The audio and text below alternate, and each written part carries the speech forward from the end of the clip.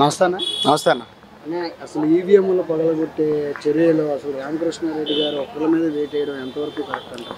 ఈవీఎంలు పగలగొట్టిన విషయంలో కేంద్ర ఎన్నికల సంస్థ దగ్గర ఉన్న వీడియో నారా లోకేష్ చేతికి ఎలా వెళ్ళింది, ఇది ఒక విషయం ఎవరు ఎందుకు ప్రశ్నించలేకపోతున్నారు.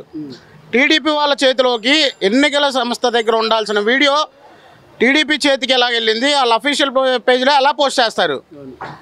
ఈ విషయంలో కేంద్ర ఎన్నికల సంస్థ ఎవరి కోసం పనిచేస్తుంది?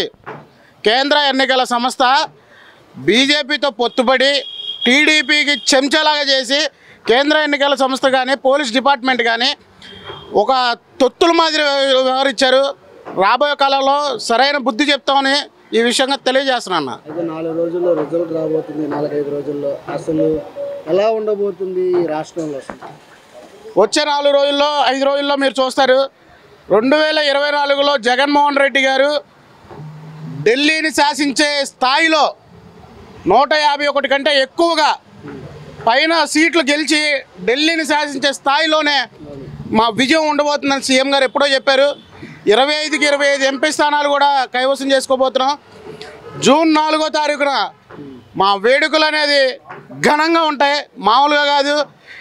చంద్రబాబు నాయుడు పవన్ కళ్యాణ్కి దేశాన్ని వదిలేసి వెళ్ళిపోతారు, రాష్ట్రం కూడా కాదు. మీరు జూన్ 9వ తారీఖున వదిలేసి ప్రమాణ స్వీకారం చేస్తున్నారు, కానీ జూన్ 6వ తారీఖున పవన్ కళ్యాణ్ ప్రమాణ స్వీకారం చేస్తానని చెప్తున్నారు. వాళ్ళు ఒక డేట్ ఇచ్చారు, కానీ టీడీపీ నాయకులు ఇటుపక్క గంటా శ్రీనివాసరావు కానీ లేదంటే ఇటుపక్క త్రిపులార్ గారు కానీ జూన్ 9వ తారీఖున వాళ్ళు కూడా డేట్ ఖరారు చేసుకున్నారు. పవన్ కళ్యాణ్ని సీఎం రేంజ్ అనే రేంజ్ నుంచి పిఠాపురం ఎమ్మెల్యే అనే తాలూకా ఎమ్మెల్యే గారి తాలూకా అనే స్థాయికి దిగజార్చారు ఈ జన సైనికులు కానీ టీడీపీ కానీ.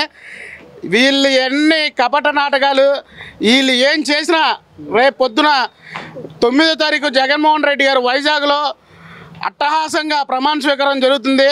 దానికి ఆ వేడుకలకి పవన్ కళ్యాణ్ చంద్రబాబు నాయుడు కూడా ఆహ్వానిస్తాం, మీకు ఓపిక ఉంటే రావచ్చు.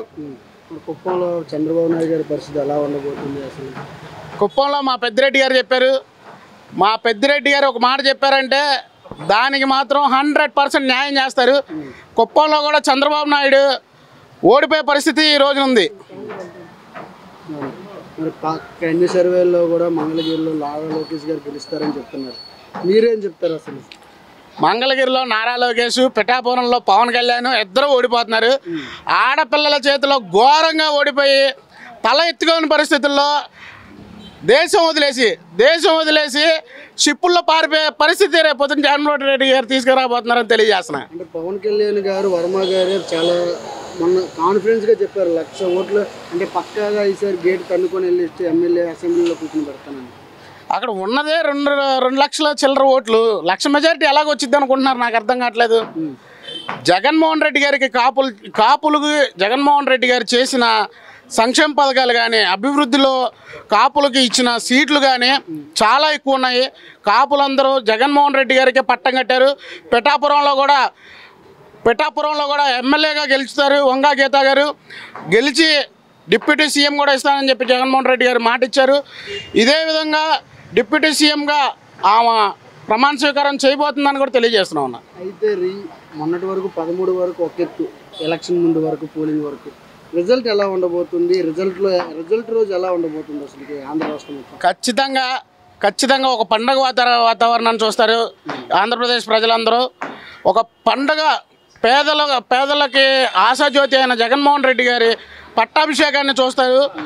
ఖచ్చితంగా జూన్ 4వ తారీఖున పేదలందరూ పండగ చేసుకునే వాతావరణం ఈ రోజున కల్పిస్తారన్న.